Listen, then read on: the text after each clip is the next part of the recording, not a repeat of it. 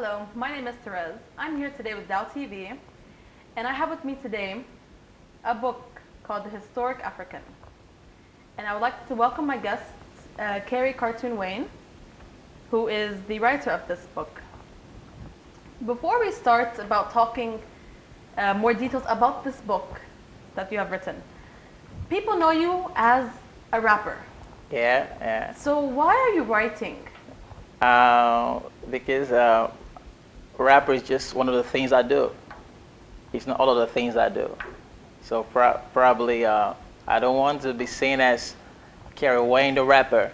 So you don't want rapping to be your main priority? Exactly. It's not like I don't want to be my main priority. It's not my main priority. Mm-hmm. It's one of my priorities. All So right. I got a lot of things I do. I rap, I write. Mm-hmm. I'm an entrepreneur. So I just did one of the things I'm capable of doing, and then that's writing, and that's the book right here. All right, so tell us a little bit about the Historic African, and why did you choose such a title?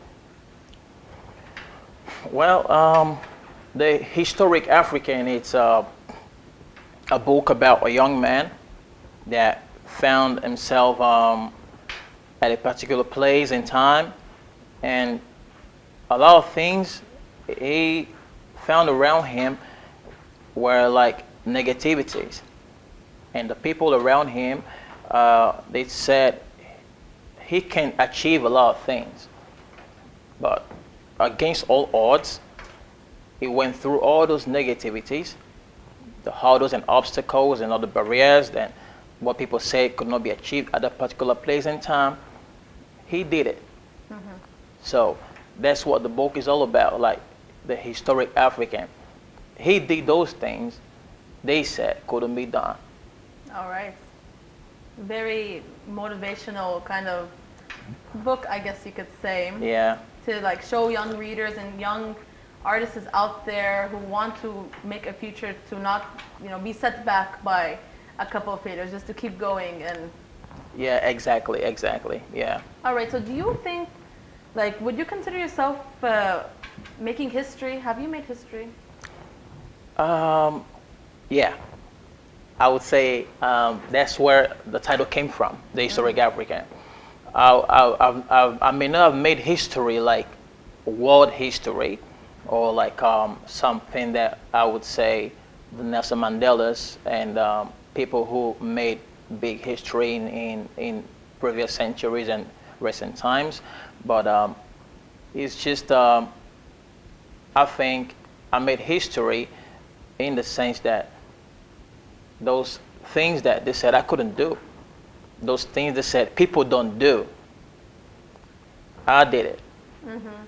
So it's just like in my own path to life and in my bid to achieve success, I looked against all the things that wasn't possible. And probably in my life right now, they seem possible for the first time. So probably the book is a memoir of myself, my life story, but I coined it out in a way that people could relate to it. Mm-hmm. And like, okay, 2 years ago, there was nobody in this position in this land, in the TRNC. But 2 years later, somebody occupied that position.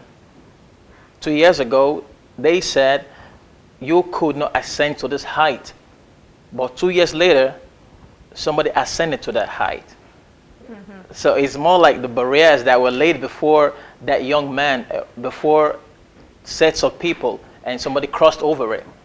So that's why I felt it's historic, and that's the title, The Historic African. That's great. That's really great. Yeah. What do you think makes this book so special? What was your intention, basically, writing this book, writing about, your upcomings, the things you've achieved? What did you want to let the audience, your readers know? The main aim behind the book is first I would say motivation, Mm-hmm. and also possibilities. That's the main aim I had at the back of my mind while I was writing the book. Because, for example, where we are right now, I just know that people always say, you can't do this thing. You can't do that thing. You can't succeed this way. You can't achieve this in this place. So while I was writing the book, I was trying to communicate through my story that they said you can't achieve this in this place. But I achieved it in this place. So if you're reading this book, it's like there's nothing as impossibilities. Now, it's not just centered around where I come from or where I'm at right now. You can be anywhere around the world. It just depends on how you want to relate to it. So the young readers that will get to read the book, they are going to read a real life story of someone that was in their shoes or could be in their shoes. And they will be like, okay, but this is not just a figment of someone's imagination. It's a real life happening, a real life story of him I'm reading right now. And he broke all these barriers and he went through, he scaled through. Maybe I can scale through. A very inspirational book then. Yeah, of course. Yeah. So what are you expecting to achieve from this book? You know, are you looking for more fame or publicity, or is it for, you know, the people to kind of get to know you better? Like, what would you say? What would you like to achieve from this book? What I would like to achieve from this book is the legacy. The legacy it leaves, it would leave, because a lot of people have come and gone in this place, in this country. I mean, Africans have come and gone, and a lot of people made landmarks in their time while they were around. Maybe they may not have made it in the path with which I made it, but they may have gone through some other paths and made a very big landmark. But the thing is, as they go, as they move on, those stories go with them. All right. So with time, people forget about everything they've done. So when they're going through trying times or challenges, they can't look around and see anything that says, somebody have done this before, so I can do it. All they can see is the present. They can't look back and see something that can motivate them. The reason because the people who achieved something, they've come and they've gone, and the stories went along with them. So even if I may go in the future, I think this book will be like the legacy, like somebody was here. And everything that it's seemingly impossible, this guy did it. So the book will speak on my behalf, but not just all about me, because I don't want to edify myself or magnify myself like as being heroic. It's just like I'm edifying the situations I went through, the trials I went through, the obstacles I have to go through to get to where I am right now. So probably that man, that woman, that boy, that girl may be going through those same things, and is gonna like, okay, this was 5 years ago. This was 4 years ago. Somebody did it. So I can also do it. So I feel it's the legacy that it's gonna live. That's great. So, I mean, I just have a question about how are we going to define you now? You know, people knew you as Kerry, Kartoon, Wayne, the rapper, you know, the singer. I mean, should we, you know, refer to you as an author now, or a scholar, or, you know, a writer? Are you still going to be named, like, be known to people as a rapper? Or would you like to mix up the name in a bit where you could have both rapping and writing together? I think just call me the Historic African. Just the Historic African. But by the way, like I said earlier on, rapping is one of the things I do. And so is writing. I'm not just a writer, I'm not just a rapper, and I'm not just a scholar. I do a lot of things. And in the future, I'm going to cut into a lot of things out of my circle. And I don't want people saying, oh, that guy is the rapper. how come he's doing this now? I think rapping didn't work. That's why he's doing this. You get it? So I'm gonna like introduce myself in different circles, so you can tune into the rapping world and see me there, making my own landmark. You can go into the writing industry and you could see me there. If you go into the business sector, you could see me there. So I don't want to be introduced. I don't want to be termed or stigmatized as Kerry Cartoon Wayne, the rapper. So I'm just gonna like bring out other of my potentials, because I believe that all these gifts, they're inside of you for a reason. And you can't say, because I can do this so well, I'm going to let the other gift die. Or you can't say that if I do this, they will think I can't do this anymore. That's why I'm doing this.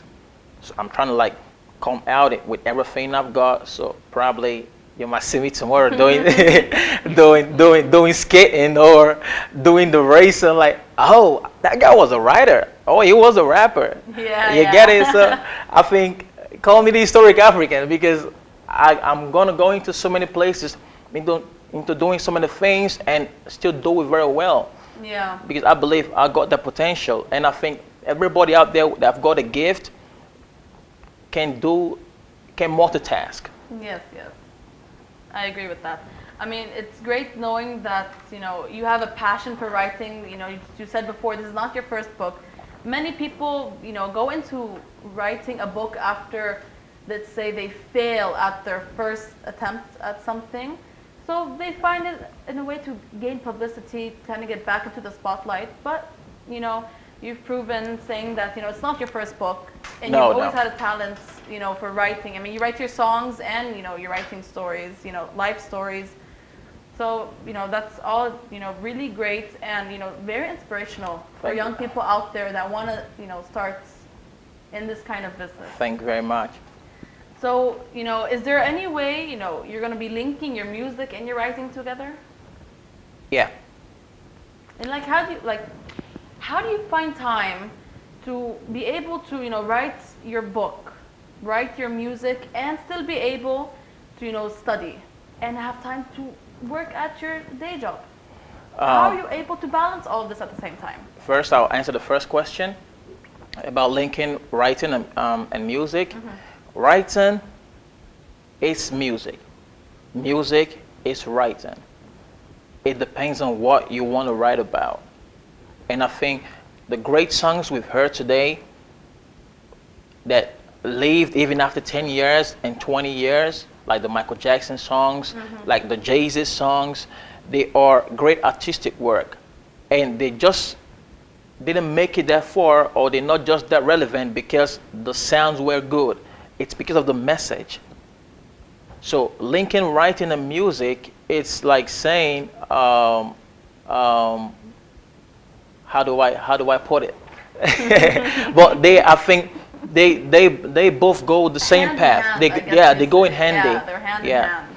So that's for that. But the other question about how I try to manage my time, I just believe that whatever you have a passion for doing, you will always find time to do it. So, for example, in 24 hours, I spend sometimes 4 hours sleeping. Oh wow, okay. I go to work, I go to school, I study, and I find time to make my music. I find time to do my writings because I have a passion for them. If I should just take my guns to one, the other ones are gonna like go by the way. So I feel if you got a passion for something, you can always look for a way around it to achieve it. There's nothing stopping you. There's nothing that is an hindrance to say, this is why I didn't do it. There's no room for excuses. So even if I can sleep 2 hours a day and I achieve something out of myself, my God-given potential, I think I'm good. So overall, you're satisfied with how your life has been going for the past couple of years? Most probably. All thanks to God anyway, though. Yeah. Well, do you see this as an historical tool, your book, The Historic African, or do you feel like this is going to be like another book that's going to be put, either under the carpet, let's say, rhetorically speaking, or like in like dental offices, doctor offices, just on the side, something for people to flip through? I think I would consider this book as the Nelson Mandela story. I consider it as the Barack Obama story in my own little way. I mean, like I said, I don't want to magnify myself too much. I don't want to magnify myself either, but I believe every good story should be documented for references. Just like the Bible, Jesus came and left, even though he still lives, many centuries ago. But you can still read about him if you open the Bible. Yes, You can true. still read about other great people if you go through history books. So I think it's like a document that you can always refer to. It's a real life story. It's not just some figment of imagination. So it's a document you can always refer to, even though I may be gone in 5 years from now, 2 years from now, 100 years from now, it's still going to live on. That's what I feel. All right, thank you so much. To find your copy, to get your own copy or find a copy of Historic African, you can visit Denise Plaza, the one on campus, correct? Dennis Plaza and the whole of the TRNC. You can All find right. and you can find it also online, and also my Instagram. You can make purchases on Instagram like Kerry Cartoon, and my Facebook Kerry Cartoon Wayne. You can go on the internet, just place your orders. But so far so well. I think get hard copies should be on Dennis Plaza, and also on Bookware. It's right there. So probably it's available for those that really want to look at it. Yeah. All right, so you heard that here first. Before we wrap everything up and go, I want just one little tiny favor from you. Just a little question. When are we going to hear some more music? It's been a while since we heard any new songs. Are you going to give us a little, little freestyle or a little small, sneak peek into something new that you're writing? Actually, I get it a lot. People like tell me, Carol Wayne, do you still rap? What about the music? And I'm like, what about the music? Like I don't want to stick my guns to just the music, but really, let me just do a little freestyle. I'm not very good at freestyle artist. I just get you like 2 lines from what's about to come out from me, the Goons. Okay, a freestyle. Yes, please. 2 couple lines from my songs coming out, and just 2 from my head. All right. Okay, I'm not a Yahoo boy, but I spend all this G money. That's gangster. I'm talking real G money. Young Carol Wayne, haters say them go show me. Can you see that I'm fresh, nigga? Or will not blow me? All right. Thank you a lot. Thanks a lot. That was great. And again, to get your copy of the Historic African, please pass by Denise Plaza or set your order through Kerry Cartoon Wayne's Instagram. And thank you for having us with you today, for coming on the set. I'll thank you very much also. Big shout out to TV. Big shout out to my family, Kerry Diamonds, Victoria Ogbodu. Big shout out to my sister Tracy. Big shout out to my godfather, Sir Hakan Atiji, and the whole Kartoon Premium staffs. And thank you too for having me around. TV, God bless you for having me around. Good evening.